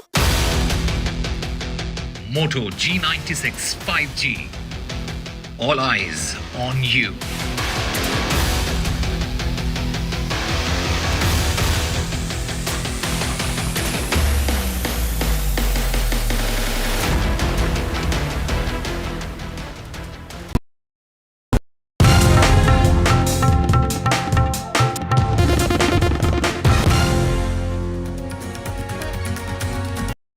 Is your business future ready? Join the 13-week strategic ESG certification program for business sustainability and growth for CXO and business leaders by NDTV, Tariff and Sindoor. Master global ESG frameworks, gain real-world tools and lead with impact. Starts August the 23rd. Enroll now and power your business with sustainability. Vanakkam Tamil Nadu. Well, the battle for Tamil Nadu 2026 is open now. After Chief Minister Stalin rolls up his sleeves. And Vijay steps in as a star challenger. This is a mass gathering, not for cash. Meanwhile, a former Chief Minister, Edapadi Palanisamy, begins his fight back. The big comeback campaign by EPS has well and truly begun. These are all the ultimate players, and this is going to be the ultimate test.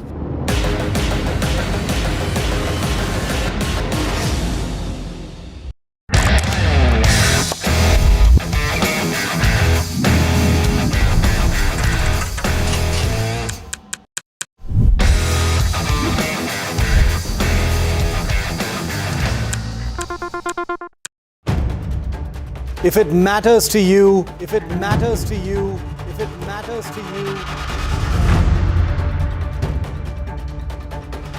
it matters to India, it matters to India,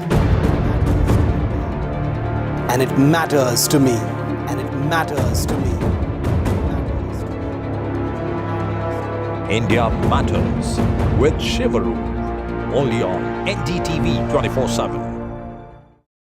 I've been reporting on all issues big and small from Andhra Pradesh, Telangana, rest of South India, bringing you all the action, all that you need to know, all that you want to know. The energy of maximum city is infectious. I'm bringing that energy in our news coverage from financial capital Mumbai. Covering from the southernmost part of India over the last 23 years, I bring in-depth and 360-degree coverage from the Dravidian heartland. The land of Mishti, also known for its bitter politics. I have seen much water flow under the Howrah Bridge, covering Bengal in all its vivid colors. India's IT capital is always bustling, a city full of startups, stories and surprises. And I keep you ahead on all the Bengaluru buzz.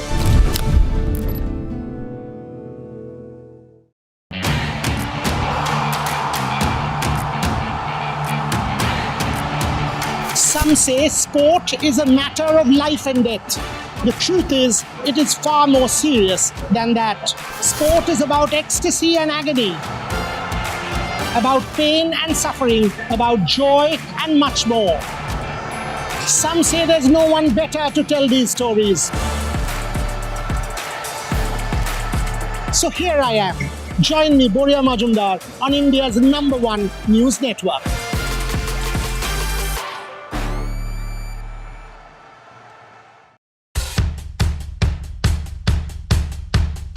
The markets move fast. And so should your portfolio.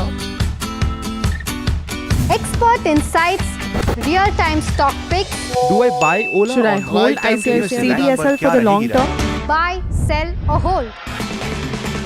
The answers you need, straight from the experts.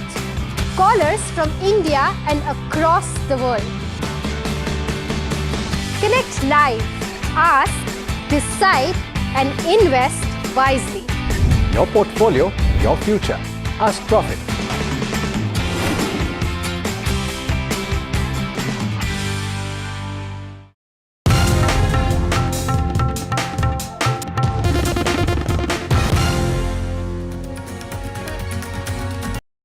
Is your business future ready? Join the 13-week strategic ESG certification program for business sustainability and growth for CXO and business leaders by NDTV, Tariff and Sindoor. Master.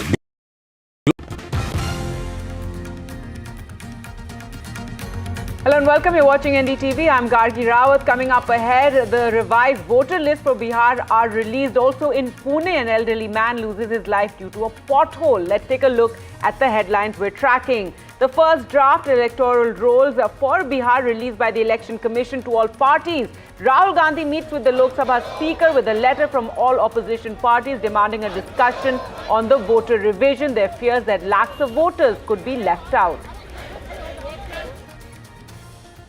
The family of Kavin, the Dalit techie who was allegedly murdered by his girlfriend's brother, has finally accepted his remains after the Tamil Nadu police arrest the accused as well as the father, who is a cop.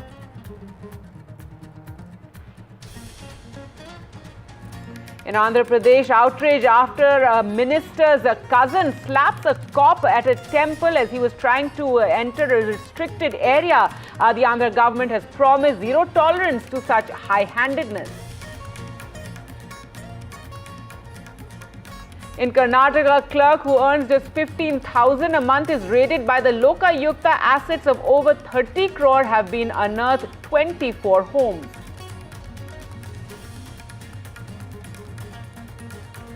And US President Donald Trump signs a new executive order slapping higher tariffs on dozens of trading partners. The 25% tariff on India comes into effect from the 7th of August.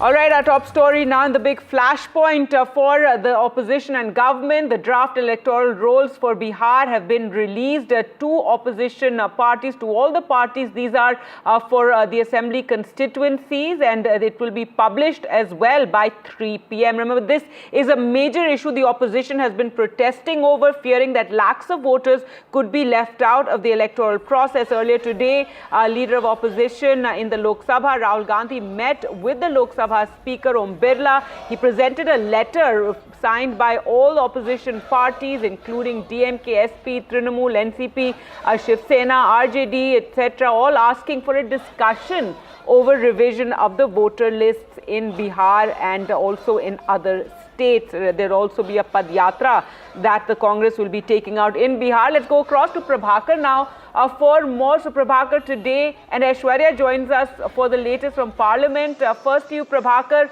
this list, the revised voters list has been released now to the parties. Yeah, exactly. This SIR exercise has been completed, and this is a draft of the revised voter list which has been released to all the political parties out here.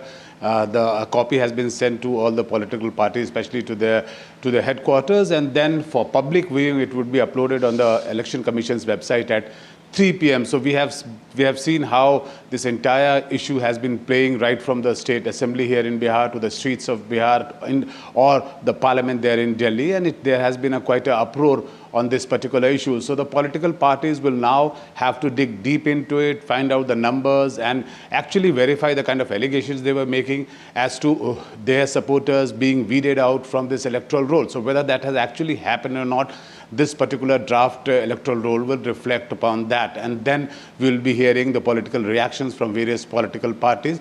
So the RJD, the Congress, the opposition parties out here, they're already on the job. We are told that they have deputed their men over there to dig deep into it, to find out where their constituencies, where they were fearing that their voters would be targeted and they would be left out of the electoral roll, where that has actually happened or not. So they will have to verify that. And remember, there is a 1 month span given by the Election Commission where people who are left out of this electoral roll or who have actually, who want their names to be included or excluded from here, they can actually apply before the Election Commission, and then the BLO would verify their claim, and then their names would be included or excluded from this voter list. That's right. So everybody will be checking those voter lists once they publish at around 3 p.m. Aishwarya, but this is a major political issue. The opposition has been raising it every day on the parliament steps, and today you had Rahul Gandhi meeting with the Lok Sabha Speaker. The government, however, saying that this comes under the Election Commission and they can't really answer the opposition's questions on it in parliament.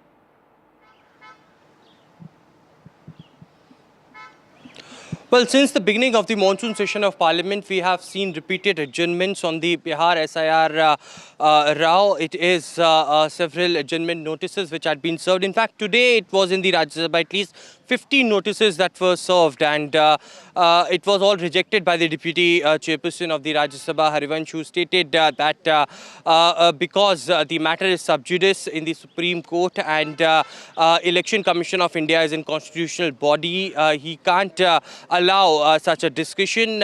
And it was, after that, Leader of Opposition Rahul Gandhi, who wrote a letter to the Lok Sabha Speaker, met and submitted it with a joint letter signed by the MPs from different parties, including the RJD, DMK, Trinamool Congress, Shiv Sena, Samajwadi Party and others, who stated that there is a demand for a special discussion on the voter list revision in the Lok Sabha. And during the all-party meeting as well, it was stated to the political parties and different government representatives time and again had stated that they are ready to discuss any such issue inside the parliament if given approval in the Business Advisory Committee. Remember, the BAC just met a few days back, who decided 16 hours of discussion on Operation Sindoor. 3 hours time was given to discuss on on the issue of Manipur. Income tax bill was also something that was accepted by the government, but the government has stated on the SIR row,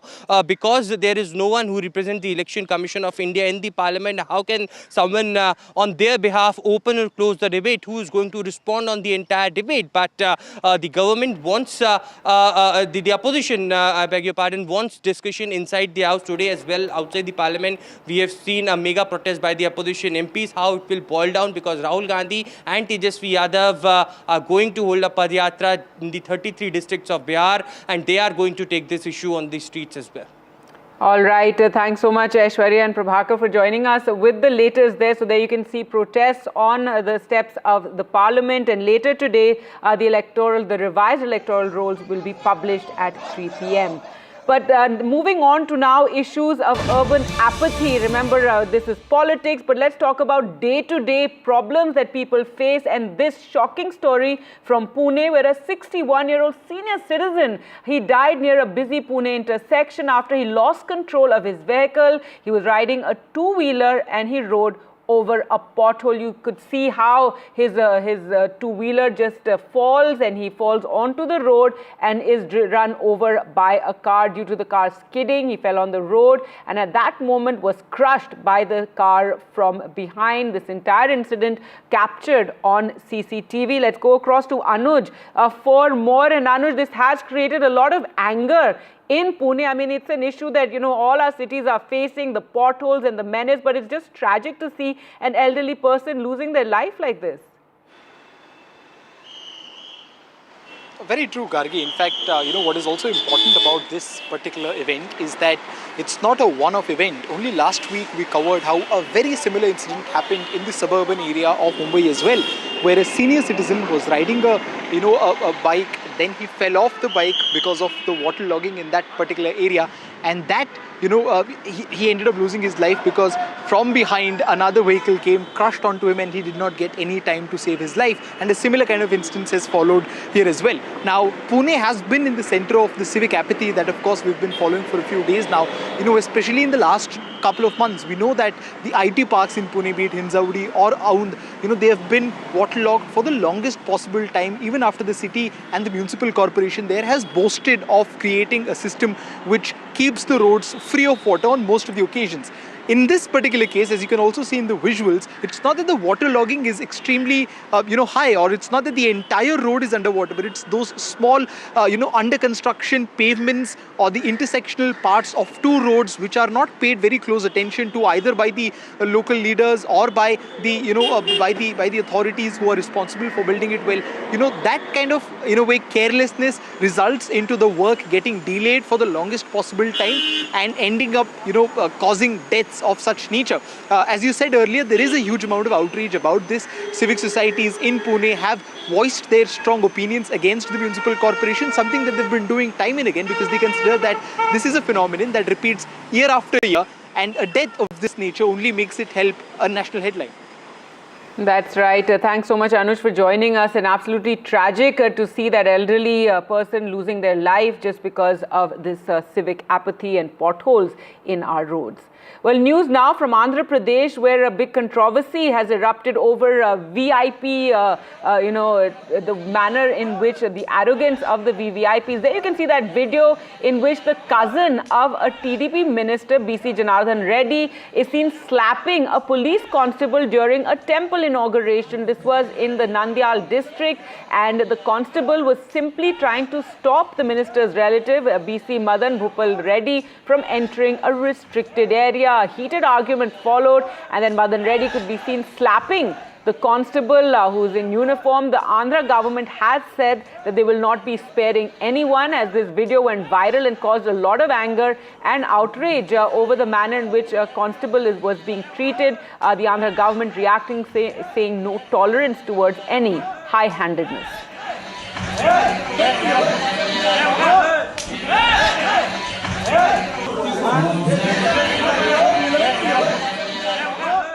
already action తీసుకున్నాడు.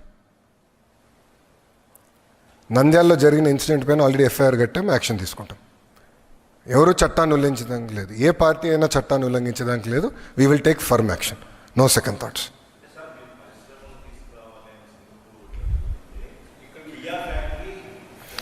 C boss, కొంతమంది ఇద్దరు ముగ్గురు గొడవ చేసానికి వెళ్ళినప్పుడు కఠినమైన action తీసుకున్నాం. We have taken action.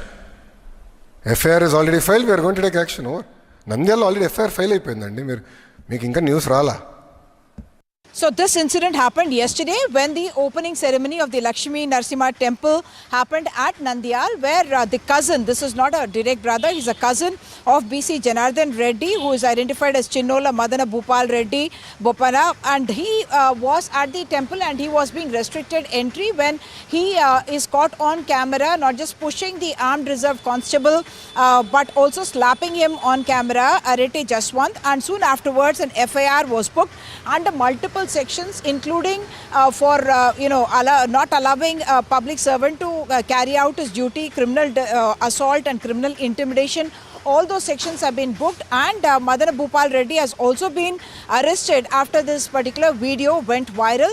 Nara Lokesh, who's the Education and IT Minister, said yesterday itself that action has been taken, that an FIR has been booked, and he said that whether someone belongs to the ruling party or to the opposition party, the law will take its own course, and we will not tolerate any kind of a violation of the expected code of conduct for any public official or for anyone who believes that they are more privileged than the rest. So Nara Lokesh, in that sense, setting the record straight and also saying that an FIR has been booked.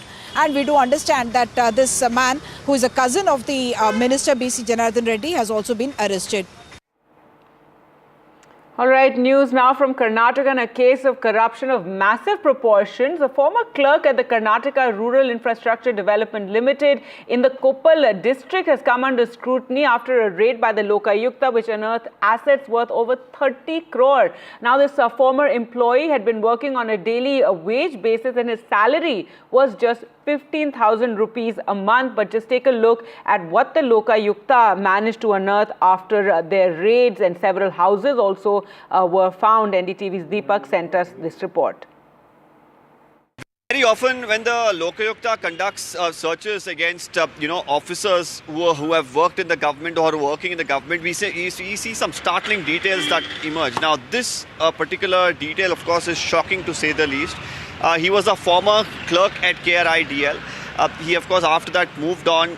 He was working as a contract employee. He was indulging in various nefarious activities is what we are learning, based on which a complaint was given to the Lokayukta. The Lokayukta went ahead and conducted raids to only find that he had amassed wealth and assets worth about 30 crore rupees. And this individual, when he was employed as a clerk, his salary was just a meager 15,000 rupees. So it just goes on to show the level of corruption that exists. Now the assets, of course, that they have recovered include about 24 houses, farmland, other plots. There is also gold and silver jewelry, apart from even cars that they have found. A thorough investigation is currently underway to determine whether this individual had help from within KRIDL, from other officials who are currently working. After a detailed probe, we could see a larger crackdown of sorts coming to the fore from the Lokayukta.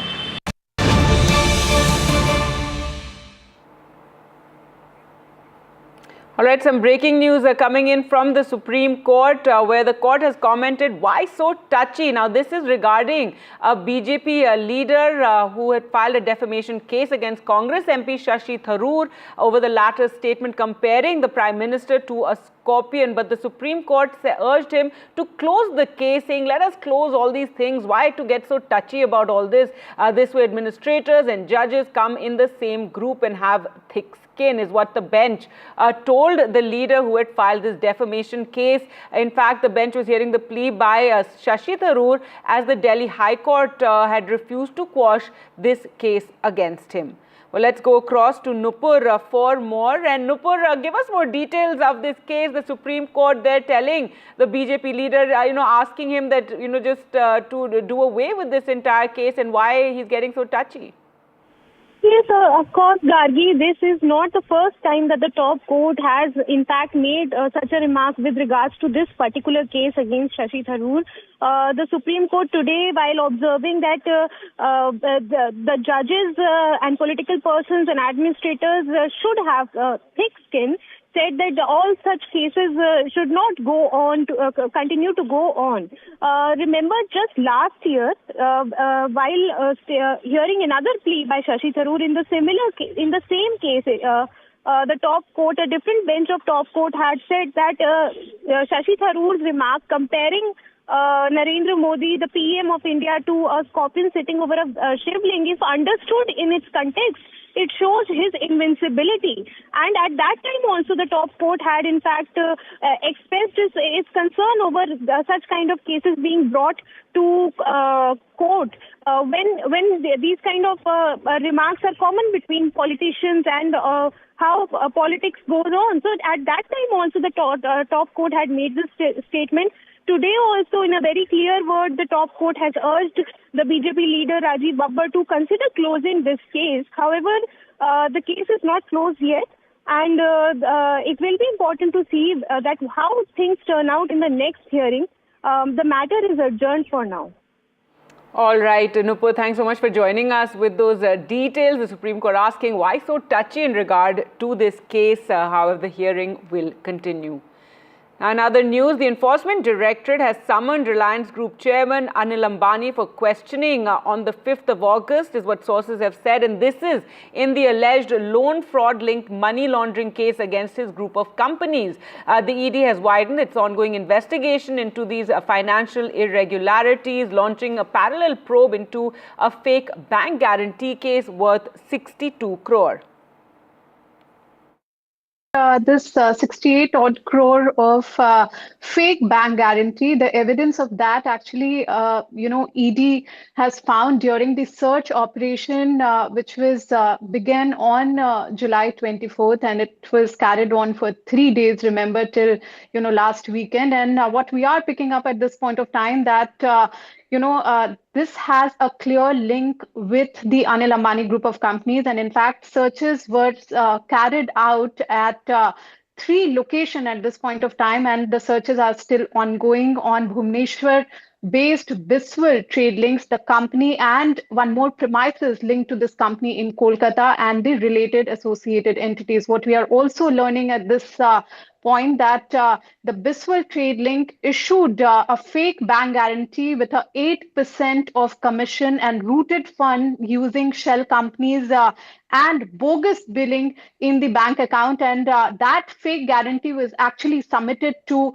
the Solar Energy Corporation of India, which is SECI, on behalf of Reliance BESSNU and Maharashtra Energy Generation. And to, interestingly, to make this account appear genuine, they have in fact uses a spoofed communication, email communication, which is sbi.co.in, to impersonate State Bank of India to, mislead the whole transaction. In fact, the company told to be found to be a paper entity and with no official records, and its registration and everything is dubious in nature. And EDOs also flagged several such communication on the Telegram, which later got disappeared.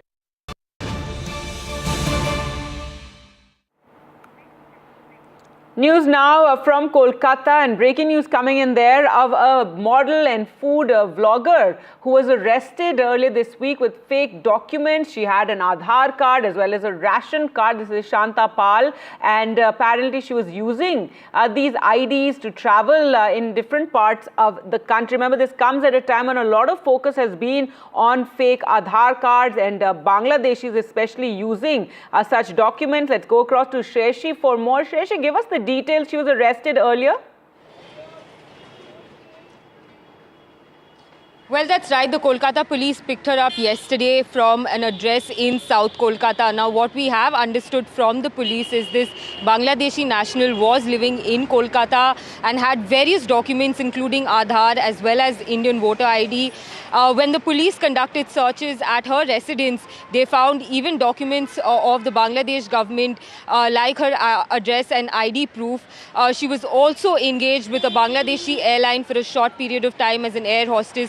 All these documents have been seized by the Kolkata police. Most importantly, she has been living in various addresses here in Kolkata, while her documents have addresses not just of Kolkata but also districts of West Bengal. She has been booked for these, criminal offences, including forgery of documents. Right now, the Kolkata police is interrogating her and trying to ascertain why she was here and how did she get possession of these Indian documents such as Aadhaar and voter ID cards, because they bear the address of various districts of West Bengal. So, of course, a very important case that is coming out of Kolkata at this moment, where the Kolkata police has arrested a vlogger, a Bangladeshi vlogger with Indian documents from the city last evening. Investigation is going on to ascertain where and how she managed to get hold of these Indian documents in her name.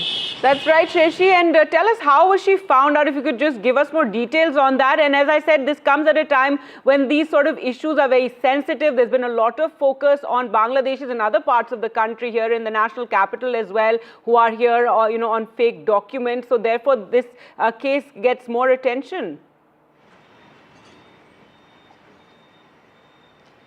Well, there was a police complaint filed against her at Park Street Police Station in Kolkata for duping some people of money. What we have picked up from sources in the Kolkata police is that this woman was also running a cab business here in the city with the Indian documents. The interrogation is currently on. She has been sent to police custody, and the police are trying to ascertain more details about what her plan was, how did she manage to get hold of these documents, and what kind of of businesses was she doing here within the country, and why had she forged Indian documents to be here in the city of Kolkata? And of course, as you mentioned, given the timing of this arrest, there will be a lot of questions raised given the fact that there has been a lens on Bangladeshi nationals who are illegally staying in the country, in various parts of the country, and there has been a crackdown in the recent past. So of course, this case by the Kolkata police is going to be crucial to understand, especially how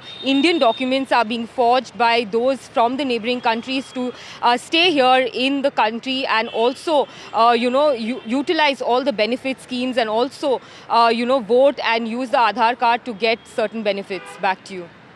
All right. Thanks so much, Shreyashi, for joining us with those details of this case from Kolkata, where this food vlogger was caught with fake documents and addresses from various parts of West Bengal. This woman who had been living in India for a long time has now been arrested.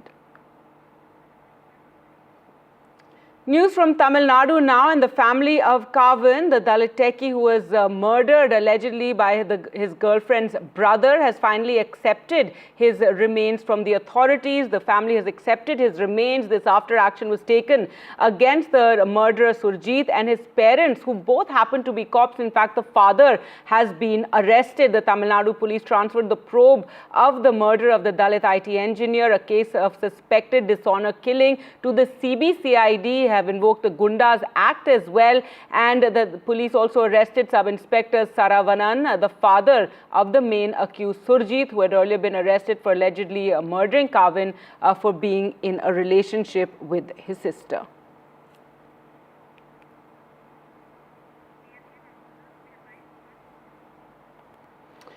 Three youngsters, one of them the grandson of a DMK councillor, have been arrested after their Range Rover car hit a two-wheeler in Chennai. The pillion rider, Nitin Sai, a college student, died in this accident. Initially, it was believed to have been an accident, but police investigation reveals that the young men had deliberately rammed the two-wheeler on Monday. In fact, a love triangle apparently led to this deliberate ramming of the two-wheeler. And Sam Daniel brings us those details.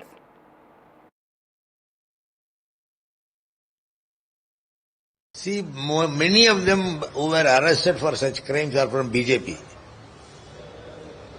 and ADMK also, irrespective of party lines. Many arrests were happened, and we list out the people who were arrested, BJP candidates, BJP members who were arrested for such crimes, and ADMK people who were arrested for such crimes. It is a social issue, it is not a political issue. But they want to accuse the state government because we are taking action. Maybe if we leave the BJP and ADMK criminals without arresting them, they may be happy. 3 students, including a grandson of a sitting DMK councillor in Chennai, have been arrested for murder and besides other violations in terms of road rage. And initially the police thought it was a case of accident, but then it turned out to be a case of murder, as it was a clash between 2 sets of students, one alleging that the other group member, a member from the other group, had tried to establish a relationship with a young girl student with who another young student was also involved with. It's in this context the politician's grandson was asked to intervene and help them. And police say this gang had gone to the other location in a bid to first intimidate the other group, but they were large in number. At one point, 2 sets of students sped on 2 different motorbikes, and this car began a chase. At some point, it actually rammed into one of those bikes, killing a pillion rider, injuring the motorist, who's now being treated for head injuries. And police have now booked them, and they're also on the lookout for one more person who was in that car, again a student. And all 4 have been booked. The lookout is on for the missing student, and it's a clear case of murder. And this comes amid allegations by the opposition that Tamil Nadu is witnessing a declining law and order, rise in crime, particularly offences against women. but the ruling DMK and the Tamil Nadu police deny. Calling what is being seen now is only a spurt, and in every such case, stringent action is being taken. And in this particular case, irrespective of the political affiliation of one of the accused, stringent action has been taken and all have been put behind bars, and the search is on for one more person. And the DMK has specifically denied that there is any attempt to shield this young student, and law will take its course. And they deny that these kind of cases ought to be looked through the prism of political affiliation, but largely as a problem of the society, which the government is handling with an iron hand. With that, time for us to slip into a short break. More news and updates coming up on the other side. The latest in the Malegaon case.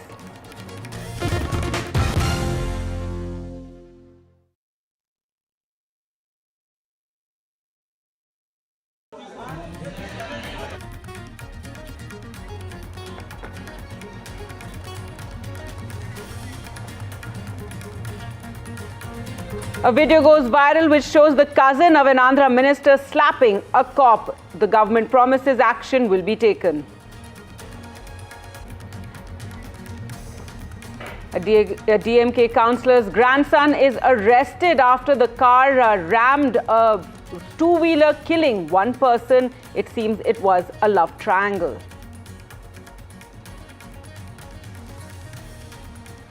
A one-year-old son of an army man dies after shuffling between 5 hospitals in 4 Uttarakhand districts. The government promises action. The Enforcement Directorate summons industrialist Anil Ambani in a loan fraud case amid probe over bribery and unsecured loans. Presented by Canara Bank. Together we can. Vanakkam Tamil Nadu. Well, the battle for Tamil Nadu 2026 is open now. After Chief Minister Stalin rolls up his sleeves. And Vijay steps in as a star challenger. This is a mass gathering, not for cash. Meanwhile, a former Chief Minister, Edapadi Palanisamy, begins his fight back. The big comeback campaign by EPS has well and truly begun. These are all the ultimate players, and this is going to be the ultimate test.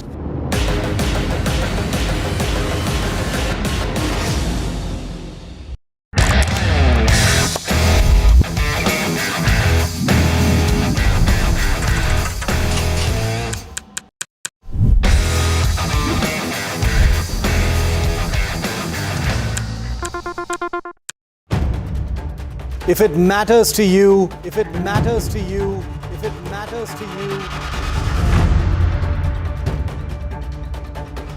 it matters to India, it matters to India, and it matters to me, and it matters to me. India Matters with Shivaru. Only on NDTV 24/7. I've been reporting on all issues big and small from Andhra Pradesh, Telangana, rest of South India, bringing you all the action, all that you need to know, all that you want to know. The energy of maximum city is infectious. I'm bringing that energy in our news coverage from financial capital Mumbai. Covering from the southernmost part of India over the last 23 years, I bring in-depth and 360-degree coverage from the Dravidian heartland. The land of Mishti, also known for its bitter politics. I have seen much water flow under the Howrah Bridge, covering Bengal in all its vivid colors. India's IT capital is always bustling, a city full of startups, stories and surprises. And I keep you ahead on all the Bengaluru buzz.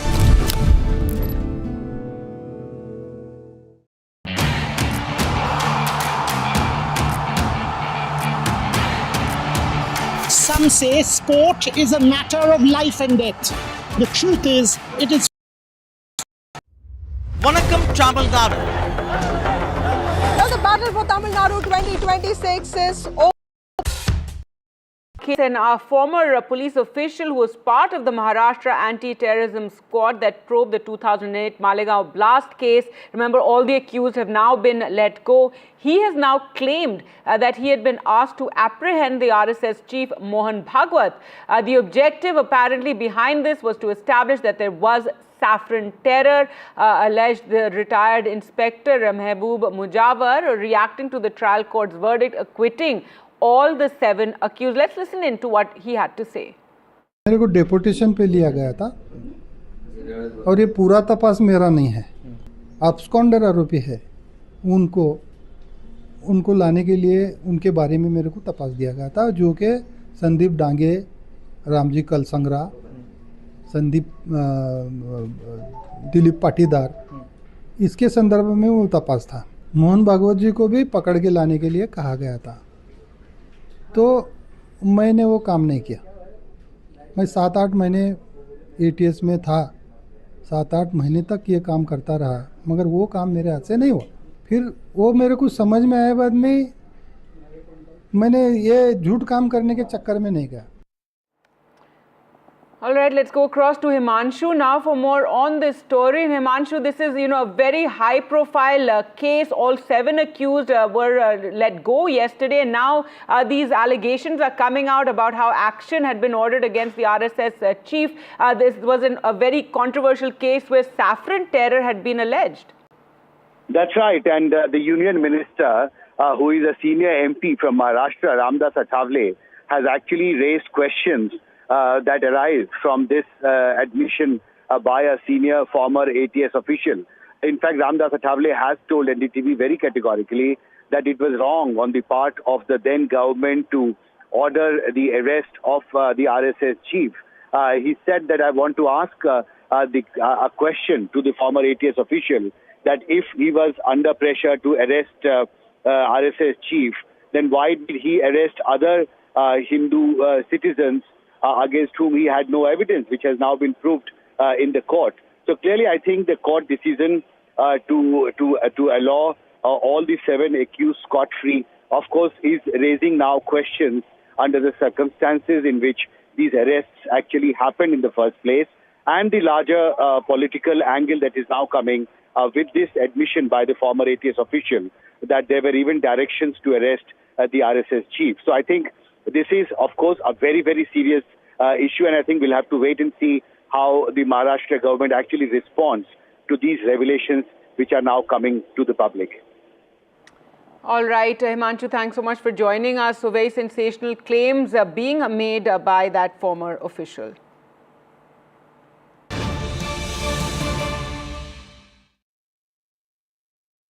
What Rahul Gandhi, leader of opposition in Lok Sabha, his latest comments on the vote revision process taking place in Bihar. Remember, the lists are going to be published today after the revision and after the SIR process took place in Bihar. The opposition has been alleging that lakhs could lose their right to vote, and Rahul Gandhi has now said that votes are being stolen for the BJP. Let's listen in to what he said.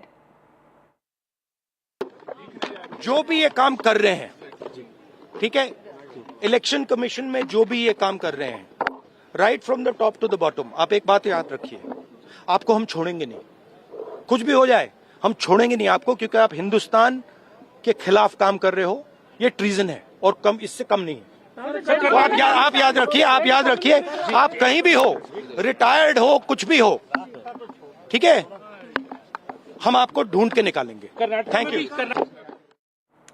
All right, Rahul Gandhi, who earlier met with the Lok Sabha Speaker and submitted a letter from the opposition parties, all demanding a discussion in the House